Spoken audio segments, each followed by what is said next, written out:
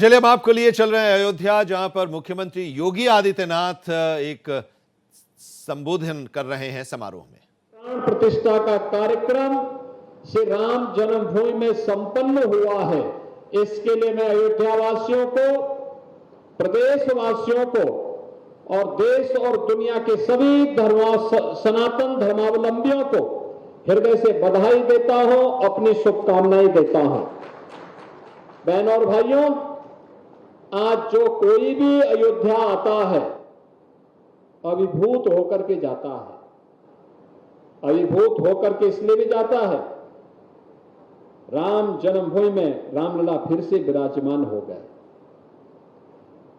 11 वर्ष पहले, 10 वर्ष पहले जो असंभव था, आज वो संभव हुआ है। अयोध्या की इस वैभव को देख करके लोग अचंभित हैं, आश्चर्यचकित हैं। और अयोध्या वासियों के ही नहीं, संत समाज का ही नहीं, उत्तर प्रदेश वासियों का देश के अंदर और देशवासियों का दुनिया के अंदर लोग स्वागत करते हैं, अभिनंदन करते हैं। अयोध्या धाम के नाम पर उनकी चेहरे पर एक नई चमक देखने को मिलती है।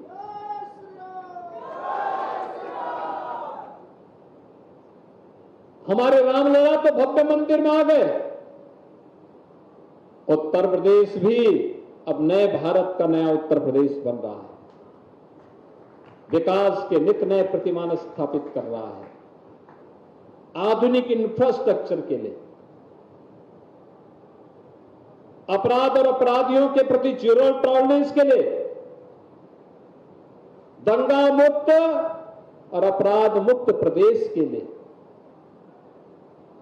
नौजवानों के लिए रोजगार देने के लिए, महिलाओं को सुरक्षा देने के लिए, व्यापारियों को भयमुक्त वातावरण देने के लिए, अन्नदाता किसानों के चेहरे पर खुशहाली लाने के लिए, उत्तर प्रदेश के समग्र विकास की जो रूपरेखा प्रधानमंत्री मोदी जी ने तय की, आज जब जमीनी धरातल पर दिखाई दे रहा है, तो अयोध्या धाम की तरह भी उत्तर प्रदेश भी चमकता हुआ दिखाई दे रहा है।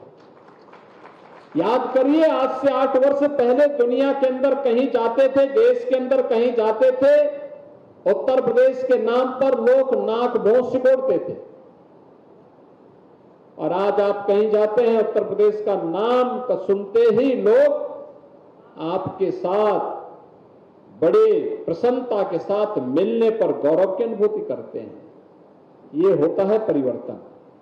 और बहनों और भाइयों, अयोध्या में अब 4 लेन की सड़कें, रामायण में जिसका जिक्र आता है, आज 4 लेन की सड़कें हैं, 6 लेन की सड़कें हैं, वाटर एटीएम है, अन्य जन सुविधाओं का विकास हुआ है। भगवान राम हजारों वर्ष पहले पुष्पक विमान से अयोध्या धाम आए थे, तब से एयर कनेक्टिविटी बंद थी और पहली बार अयोध्या में इंटरनेशनल एयरपोर्ट का निर्माण कार्य भी संपन्न हुआ है। देश और दुनिया से आपकी बेहतरीन कनेक्टिविटी हुई है। और अब तो अयोध्या सोलर सिटी भी बन गई है। देश की पहली सोलर सिटी अयोध्या बनी है, यानी सूर्य वंश की राजधानी देश की पहली सोलर सिटी के रूप में विकसित करके देश और दुनिया को अपनी ओर आकर्षित कर रही है। इस अवसर पर आप सरयू महोत्सव मना रहे हैं। बहनों और भाइयों, आज विश्व पर्यावरण दिवस भी है और मां गंगा के अवतरण का दिवस भी है। इसी अयोध्या धाम के महाराज भगीरथ ने कठोर साधना की थी। अपने पूर्वज महाराज सगर के पुत्रों के मुक्ति के लिए मां गंगा की धारा को गंगा सागर तक पहुंचाना है, इस संकल्प के साथ उन्होंने लंबे समय तक साधना करके देव नदी को इस धराधाम पर लाने में सफलता प्राप्त की। और तब से मां गंगा हम सबके उद्धार का कारण बनी हुई है। उद्धार हम सबकी मुक्ति का कारक तो है ही, हम सबकी भुक्ति का कारक भी है। मां गंगा नहीं होती, उत्तर भारत खाने के लिए तरस जाता, भारत खाने के लिए तरस जाता, दुनिया खाने के लिए तरस जाता। दुनिया की सबसे उर्वरा भूमि मां गंगा के कारण हमारे इस क्षेत्र में उत्तर प्रदेश, बिहार, बंगाल में बन पाई है, झारखंड में बन पाई है। ये मां गंगा का आशीर्वाद है। दुनिया का सबसे बड़ा आयोजन मां गंगा के तट पर प्रयागराज की धरती पर होता है और महाकुंभ ने वो दर्शन इस बार करवा भी दिया पूरी दुनिया को कि कैसे आयोजन होने चाहिए। बहनों और भाइयों, मां गंगा के अवतरण दिवस को सरयू महोत्सव के साथ जोड़ करके आज हम यहां पर बने हुए हैं। क्या दायित्व है हमारा? हम अपनी नदियों को गंदा नहीं होने देंगे, उन्हें अविरल और निर्मल रखेंगे। ये नदी देश की आत्मा है, उसकी धमनियां हैं।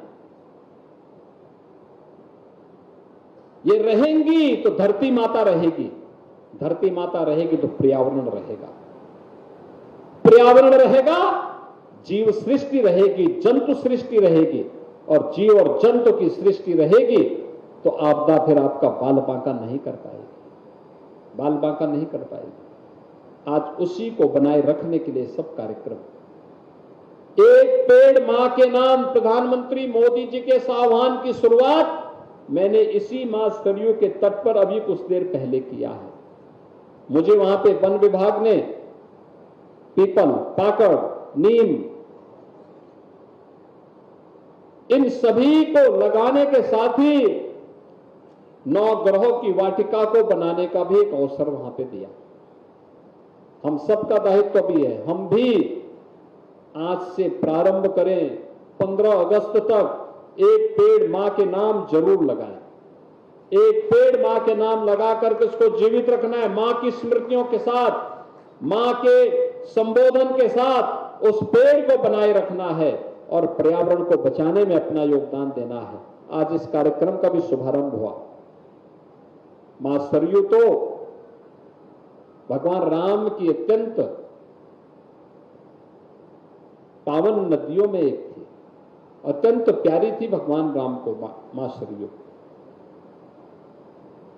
अयोध्या का जिक्र करते हुए उन्होंने मां सरयू का जिक्र किया है और इसीलिए हम भी प्रयास करें। हमने इस बार हर जिलाधिकारी को एक जिम्मेदारी दी है, अपने जनपद में जनप्रतिनिधियों के साथ मिलकर के एक नदी को पुनर्जीवित करना है, उसको गंदगी से बचाना है। कोई ड्रेनेज नहीं, कोई सीवर नहीं गिरेगा, कोई मृत जानवर उसमें नहीं गिरेगा, कोई गंदगी नहीं होगी। और इस बार का वृक्षारोपण का 35 करोड़ वृक्षारोपण का जो अभियान उत्तर प्रदेश के अंदर होगा वो नदियों के तटवर्ती क्षेत्रों में ही होगा। इस लक्ष्य के साथ हम इस कार्यक्रम को आगे बढ़ा रहे हैं। मैं धन्यवाद दूंगा महंत श्री शशिकांत दास जी महाराज को, उनकी पूरी टीम को, अयोध्या के पूज्य संतों को कि सरयू महोत्सव के साथ आज आप सबने मुझे जुड़ने का अवसर प्राप्त हुआ है। मां सरयू से इस पूरे कार्यक्रम को सफल बनाने की कामना करते हुए आप सबके प्रति मैं हृदय से बधाई और शुभकामनाएं देता हूं और विश्वास करता हूं कि आप सभी मिलकर के मां सरयू की अविरलता और निर्मलता को बनाए रखने में अपना योगदान देंगे।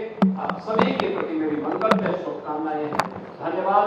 जय हिंद, जय जय श्री राम।